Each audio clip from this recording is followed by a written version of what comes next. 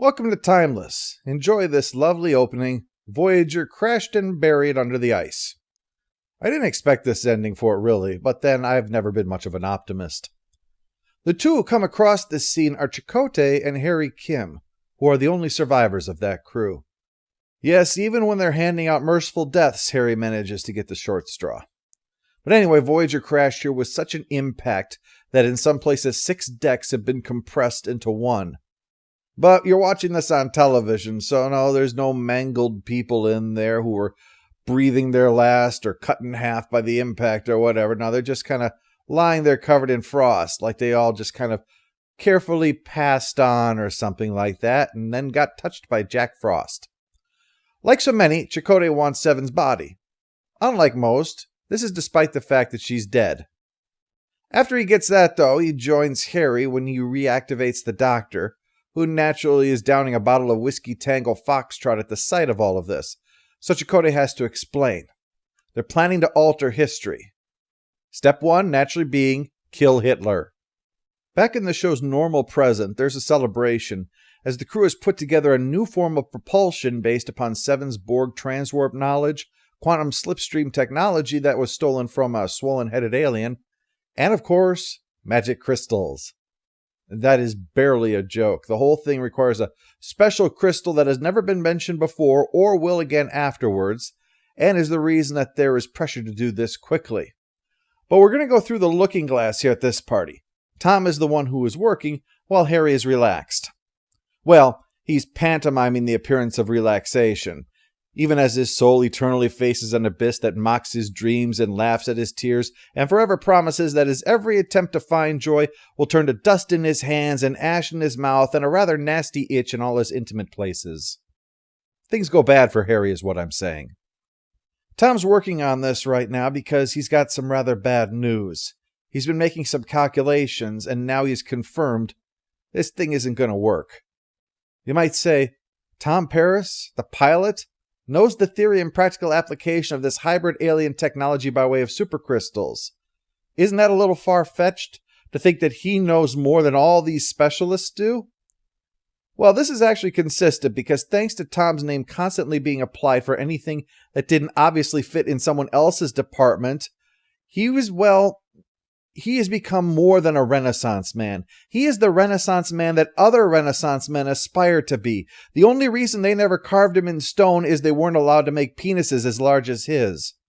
So yes, he'll diagnose that your experimental engine is a lemon on his way to hand in his list of drills for his commando team and then assist the Doctor with brain surgery. All things he's actually done. Tom Paris is what happens if a Borg nanoprobe wishes it were a real boy. So after Harry confirms these calculations, they break the bad news to everybody. Things go really well with this engine for about 17 seconds, and then it all comes to a premature end. A situation that, alas, Harry is all too familiar with. But he does have an idea. If it's to only operate the engine for short bursts to leap back home, well, the answer is no. Instead, he wants to send out the Delta Flyer ahead of them to do technobabble to make the whole thing work safely. Considering we saw them all dead, you can see how much this plan spectacularly failed. We learn that it's been 15 years since it happened, that Harry and Chakotay were the only survivors, and they made it all the way back to Earth. Harry explains what went wrong, and we start to see he's a different person after all those years of guilt. Someone who's no longer 50 shades of beige. He's racked by guilt over the cost of his mistake, and the fact that he was allowed to get home while everyone else died. It's left him a bit broken, but yet also committed. Now they put together this plan to save Voyager by ensuring that that crash never happened. They brought Seven's body back so they can learn how to access her interplexing beacon and learn when the accident happened so that they can send back the correct figures to avoid the accident. Of course, when she actually died isn't very helpful. You don't know how long it took between the engine failure and the crash. Wouldn't that suck? Seven is lying there dying on the floor, and then Harry appears before her to tell her exactly how she could have avoided that. Well, to pull this off, they stole some Borg tech, so Starfleet's after them, as Tessa, Chakotay's significant other, reports. And that ship is commanded by Captain Geordi LaForge himself. He offers them a deal from the Federation Council. Stand down and give him the Borg technology, and the charges will be dropped. Well, he says the charges of conspiracy. I'm assuming it's understood that that means all of them, especially the 2 counts of high treason. Otherwise, that's a pretty crappy offer. It's like saying, hey, you'll still be tortured to death, but we'll skip the eye gouging. Well, it's not just about following orders. Mucking about with the time stream could jeopardize his ship. So Geordi has to start attacking them, while we see in the past that Harry is screwed up. But that's when future Harry sends back those corrections that he's been working on. 15 years to get this right, and they don't work either. Yep, even with time travel, it's screwed to the point that it can't be unscrewed. 2 counts of treason, and you convince the Doctor to go rummaging around in one of your love interest's broken skulls, and all for nothing.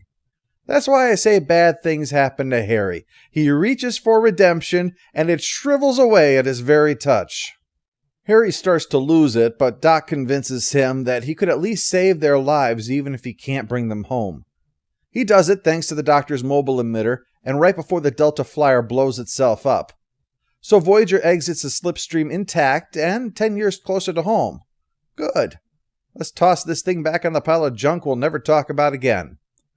Oh, and if you thought I was being too mean to Harry Kim, future Harry Kim sends a message from the future, gloating. Even Harry is looking down on Harry right now. Still, in a possible future, I made a difference, Captain. Saved us all against the odds. Do you think that someday I could be a great hero like that? Well, anything's possible, Harry. Except that. Rube.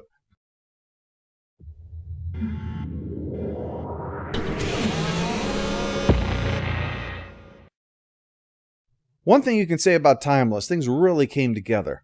LeVar Burton directed, who in addition to being an award-winning actor, producer, and even getting a Grammy, is currently on the board for the Directors Guild of America, as opposed to the guy who directed Nemesis and kept calling him Laverne and hasn't been allowed to direct anything since. So you can see the first place where things got right, by getting him involved. Timeless was the 100th episode and a bit of a celebration, so Braga and Manansky put together a nice, tight script, and Burton did a fantastic job of capturing that. There's a solid sense of atmosphere here, and he worked with Garrett Wang so that he gave his most standout performance of the series. Wang freely admits that Burton really helped him capture the role, and Wang of course gets credit for delivering it. In short, just about everything went right. The only real negative is that Chakotay's relationship is far too tepid, even if Harry matter-of-factly announces the two are boning elsewhere on the ship. He also has hardly changed, which is surprising given 15 years. That's a long time. It was barely more than 15 years ago that the Directors Guild sent a representative to tell Congress that if file-sharing technology is not severely curtailed, then future film and television is going to be severely hamstrung, and likely creative people would keep their work unavailable. Well, since there's more than 100 services that stream television, movies, and original content, obviously file sharing of any kind must have gone extinct, and all thanks to the testimony of, LeVar Burton. The interesting thing about the conflict, which is a rare moment when the cast is under military attack by the director, is that you can argue who is really in the right. Harry's inability to let his mistake go after so long is just as much the characteristic of a tragic villain as it is a tragic hero. He is willing to alter the destiny of countless people solely because he can't live with his guilt. They're on the edge of the Alpha Quadrant that is close to the Delta Quadrant. That means that in 15 years the Federation has technology to make traveling this far practical. And that, plus their accolades, suggests that this tech was refined and made at least somewhat useful, and greater speed no doubt improved the lives of billions in incalculable ways. The point is, Harry is not the hero simply because he's a main character, or this is to help his old crew. That's just a point of view. And with Geordi on the other side, we see that it's not so black and white. Two good guys are now about to fight over the issue. And what I especially like is that they're doing this with Harry, which they generally refuse to do on the show normally, especially with Janeway. Harry is given a position that is debatable. His guilt over what happened because of his choice is palpable, and we see every sign that he is a wounded man filled with cynicism. We're allowed to look at this situation objectively and decide whether or not he's in the right. rather than having the definite rightness of it shoved down our throats. Awards time. Took a level in character. The episode only exists because they figured out Harry might be worth watching if he actually said or did something worthwhile. Yoink! And it was all taken away again. Poor dumb Harry. Time warp annulment. You're in a bad place for your relationship if you both decide to ensure that it never actually happened. And finally, poor dumb Harry. That's our show. Next time, a shocking revelation of who is behind the mask.